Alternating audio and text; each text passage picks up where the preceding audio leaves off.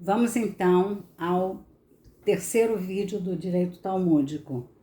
Só lembrando, o primeiro vídeo está com o título Fake News, Desinformação e Lashon Hará. O segundo vídeo, a quem pertence o objeto achado. E o terceiro vídeo é esse. Nós vamos ter então uma trilogia sobre direito talmúdico. Os vídeos anteriores não são temas independentes, não são pré-requisito para esse, um para o outro, o primeiro para o segundo para o terceiro. Mas é interessante, né, ver como funciona a mentalidade de uma cultura através dos seus critérios de julgamento.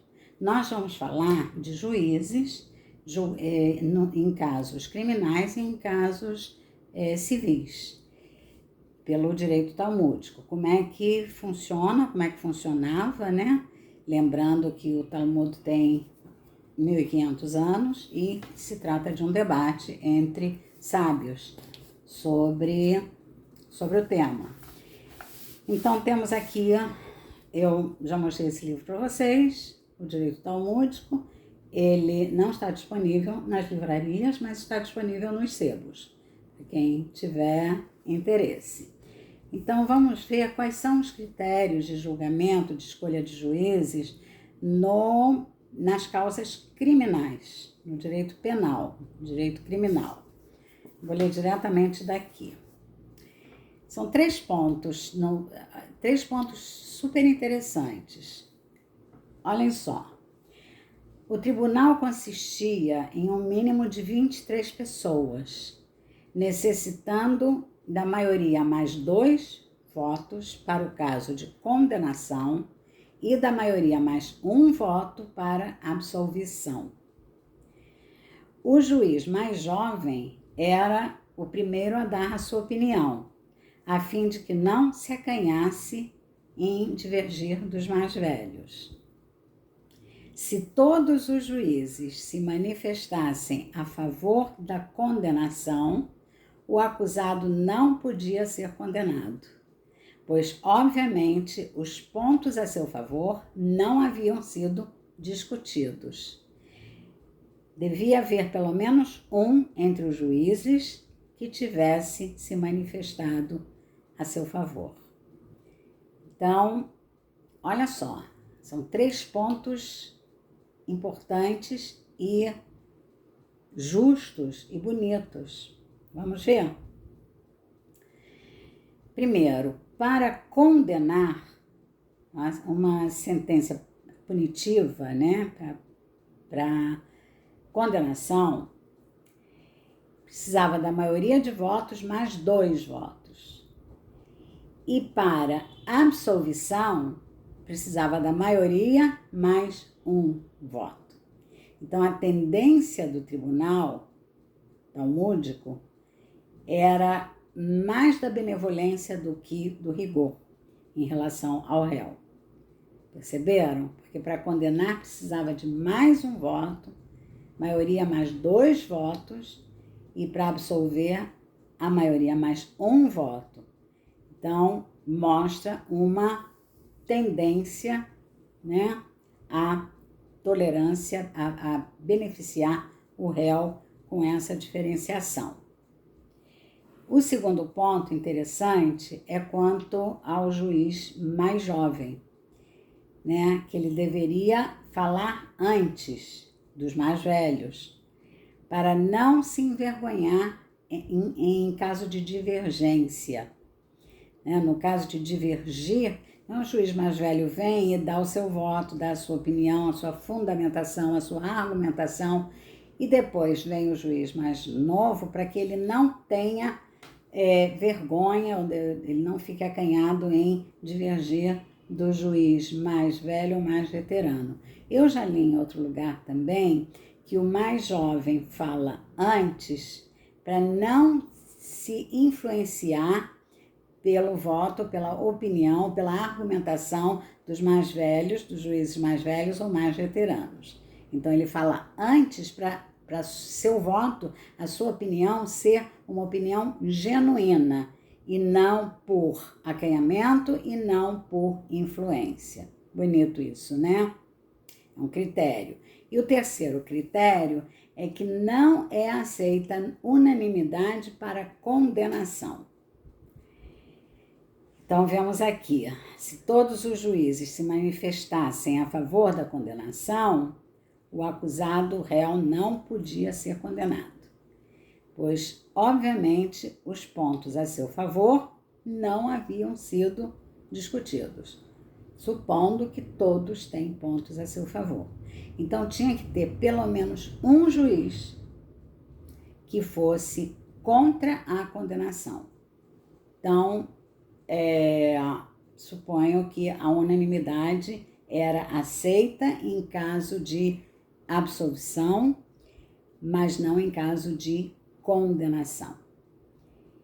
E, pelo menos, eu suponho também, né, que em caso de unanimidade para condenação, deveria ser submetida a uma nova argumentação, né? Bonito isso, né? São critérios justos e favoráveis ao réu, benevolentes. Bom, prevendo também a punição nos casos necessários. A gente está falando de causas criminais, penais. Agora vamos falar do direito civil, causas civis, né? Então, como era constituído o tribunal, o julgamento para causas civis? Então, eram 3 juízes, mas qual era o critério de escolha desses 3 juízes? Uma parte escolhe o seu juiz, escolhe um juiz, um dos 3, da sua confiança, quer dizer, escolhe um juiz de acordo com a sua preferência. A outra parte escolhe o seu juiz. Então, cada parte escolhe um juiz do seu entendimento, da sua confiança. E aí existem 2 opiniões, né? Aqui entra o debate. Uma opinião é que as 2 partes em conflito, né, escolheriam o terceiro juiz.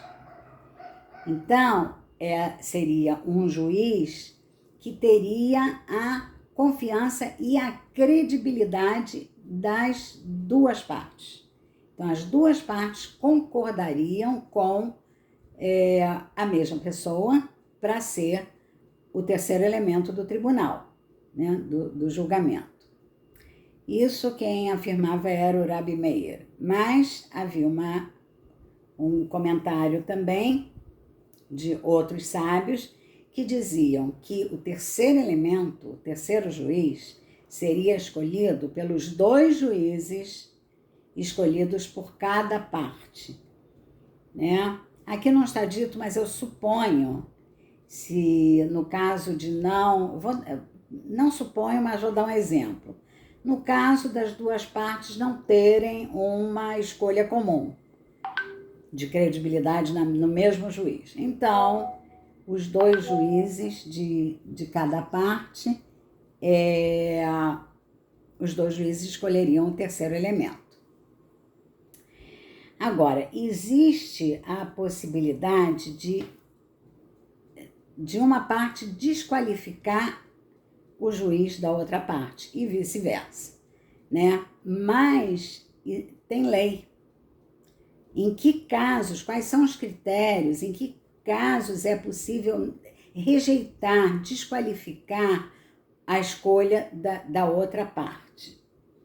Então, uma parte pode desqualificar o juiz escolhido pela outra parte e vice-versa. E aí o debate girava em torno de quando uma das partes pode desqualificar o juiz da outra parte. Essa é a pergunta.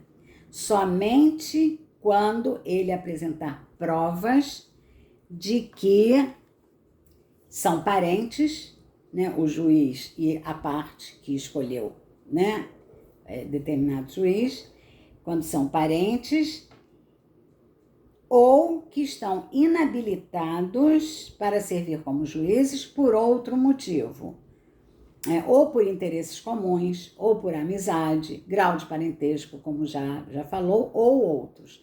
Então tinha que trazer, não podia ser por simpatia ou antipatia, ou porque o juiz que ele escolheu é muito severo. Tinha que ter o critério de desqualificação girava em torno de provas de que havia inadequação desse juiz defender essa parte e vice-versa.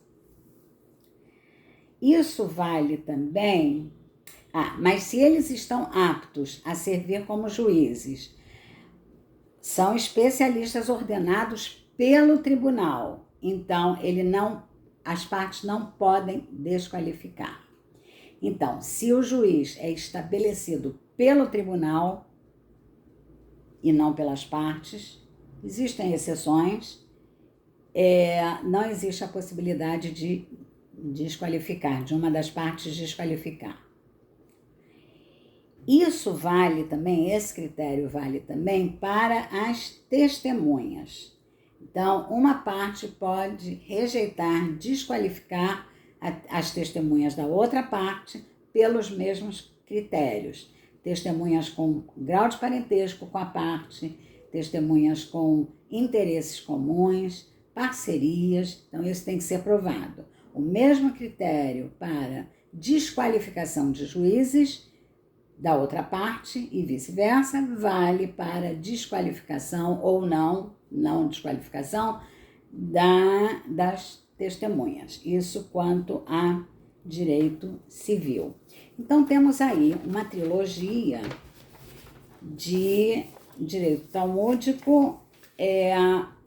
Acho interessante. O assunto não é exclusivo para estudantes de direito, ou para advogados, ou para quem esteja fazendo alguma tese, artigo, doc, pós-doc. Eu acho que é interessante para todos, porque os critérios de julgamento, os critérios de escolha de juízes, eu acho que eles são muito indicativos da cultura onde eles surgem. Então, a título até de conhecer o pensamento, né? A filosofia, né? A filosofia judaica ou a filosofia cabalística, temos aqui critérios de avaliação. Então, eu agradeço a quem assistiu até o final e se contribuiu em alguma coisa para você, eu peço para curtir, comentar e compartilhar.